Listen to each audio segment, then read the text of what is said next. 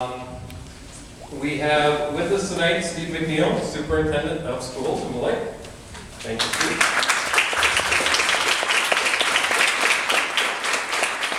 We have Mr. John Aiken, who's the Vice President of the School District of Beloit School Board.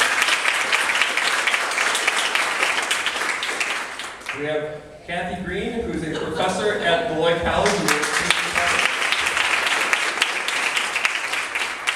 Randall Upton, who is the president of the Beloit Chamber of Commerce. And we also have with us tonight Marva Herndon and Gail Hicks.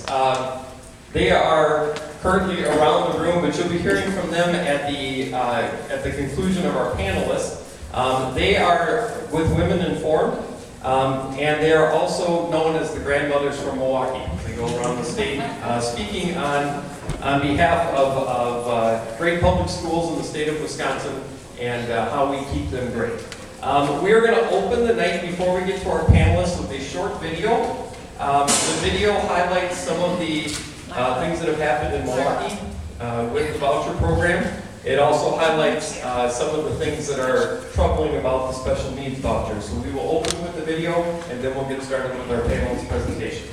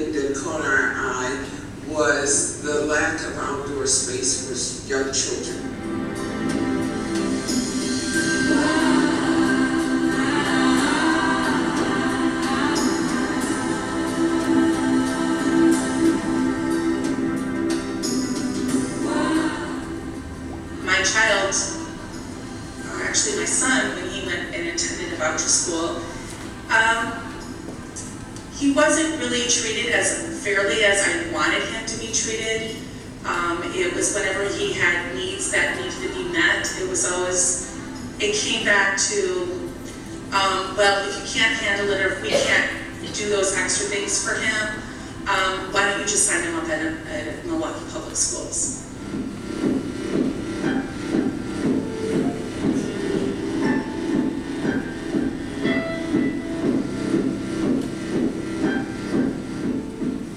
I'm particularly concerned about the special needs vouchers because of the amount of protections and provisions that it would require families of kids with special needs to give up. Special education exists because of the federal law, and that federal law provides a framework for providing appropriate education for kids with special needs of all kinds, in all kinds of settings. And those provisions would be given up. The teachers are not going to be as highly qualified. They're not required to be highly qualified. They're simply required to have a bachelor's degree, not even a bachelor's degree in education. They're not required to be licensed or certified by the State Department of Public Instruction.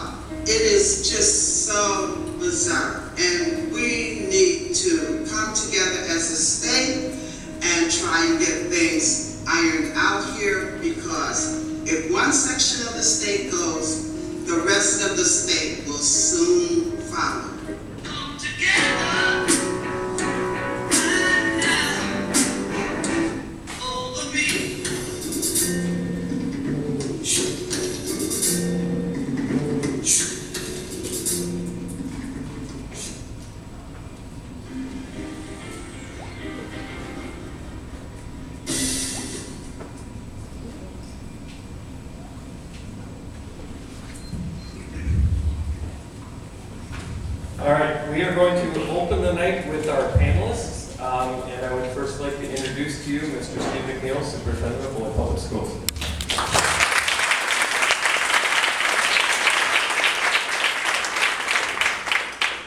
For a while I thought the music was going to stay on, and I could speak to a beat.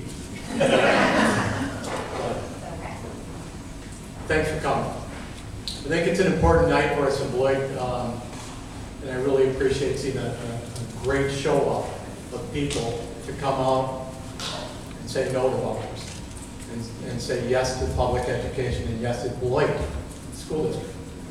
So thanks for being here. Melissa Badger helps guide me from time to time, and so she was telling me some of the things that she would like to see me touch on as we talk tonight. Talk to me about our budget problems and conveying, again, to people what our budget problems has been in the defunding of education over the last number of years. It doesn't really make any difference which side you're on. The fact is the fact that because of the defunding of education, we've had to cut $22 million in the School District of Beloit over the last 4 years. Since Act 10, we've had to cut $15 million in the last 2 years, and that's not including this year coming up, which at this point we're still budgeting for a 0% increase. It doesn't talk about the promises that when Act 10 came from the governor that we were going to take away $538 per student from all the school districts, and that we were going to give that, we're going to help you make you whole again in 2 years after the biennium budget was done. And now that biennium budget's done, proposing 0% for public schools. Didn't talk about the experience reductions that we've had, the greatest that we've ever had in public education, at a time where cost of living and everything still goes up in price. and we have to project that in. She talked to me about job loss. And I tell you, in the last 4 years, we've lost 100 jobs here in the School District of Beloit. 100 jobs. A few weeks ago, front page of the Beloit Daily News showed the closing of Southeastern Container. It's tragic to lose a business in your town.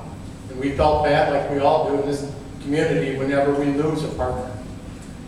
52 jobs went with that. We've lost more than double that in the last 4 years. Those are real jobs. Those are the middle class jobs. And if one of the initiatives that the governor and the others have is to create more jobs in Wisconsin, we're going the wrong direction.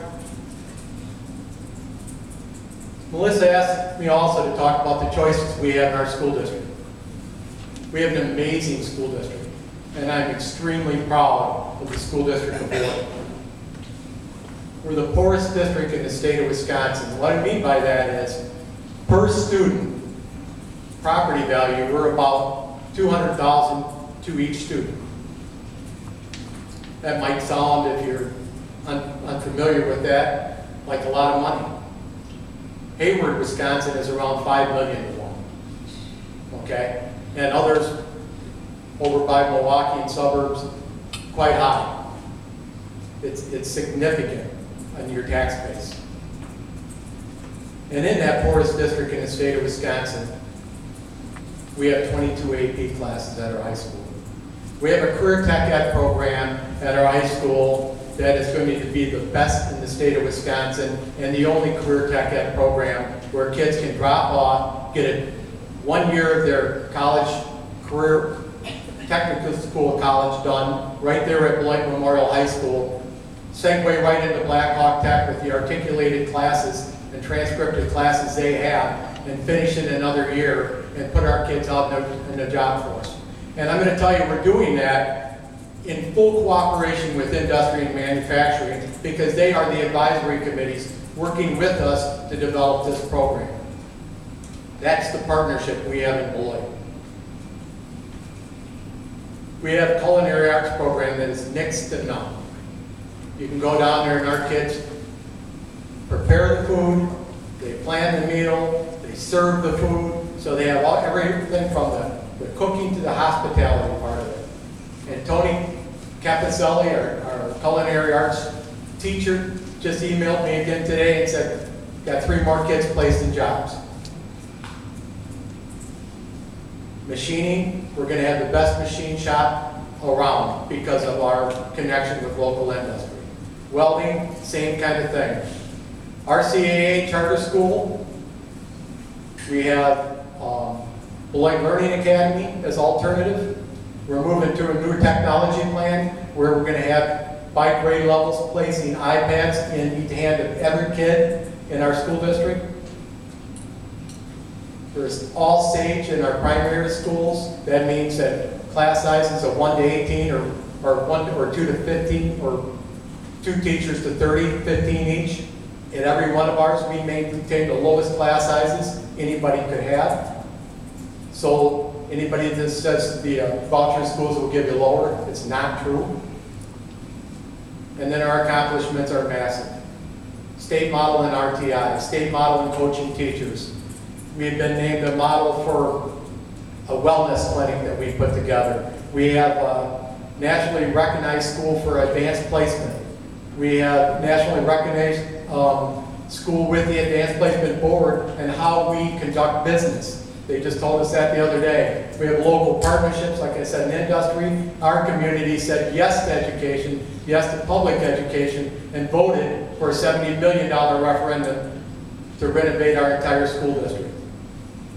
And the list goes on. But what I really want to talk to you about tonight is the fact that we have people that teach every kid in this district, not select kids. We don't choose which kids come to us.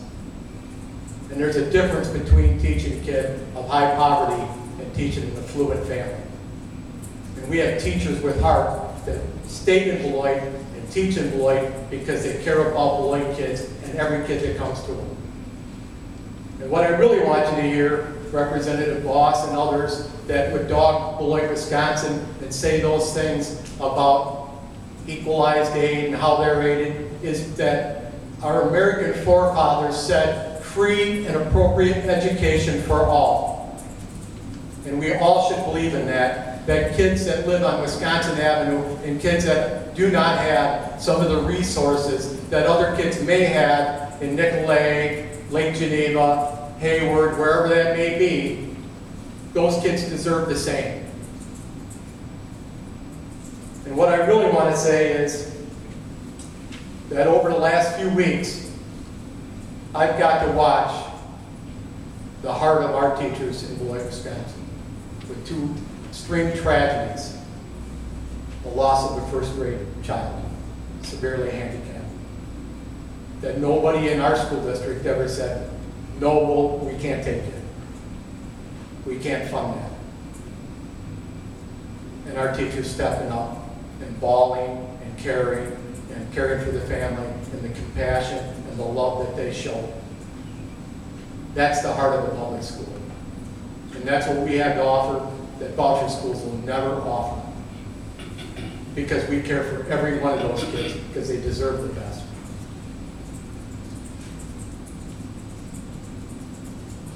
I want them to come to Beloit, and I want them to understand what it is to teach our kids. I want them to meet our staff. I want them to meet our administration. I want to see them to see the wonderful things we're doing. And then I'm going to ask these questions. Because in this very room, I asked for the Americans for Prosperity, the 5 panelists, how many of you attended public schools? And every one of them raised their hand. How many of you attended public schools in here? How did it fail you? How did it fail you? The truth is, was it the public school or was it environmental things? And how have our environments changed in the last 20 years in the United States, in Wisconsin, in Beloit, with high poverty, with a lot of the things that have happened? Is it more about the schools, which can improve? And we have ways to improve. And nobody holds us accountable more than we do. But is it more about our schools? Or is it more about where our children are coming from? And that we as a society need to pick it up and make sure that we do a better job for our kids so that we don't have to deal with some of the tragedies that we're dealing with some of these young folks that come to us. And I want to say that to anybody who wants to be an advocate for vouchers, how did it fail you? And if you did have kids that were in your class that had failed, what were those things that were in common? Or where didn't you get in life because of public schools?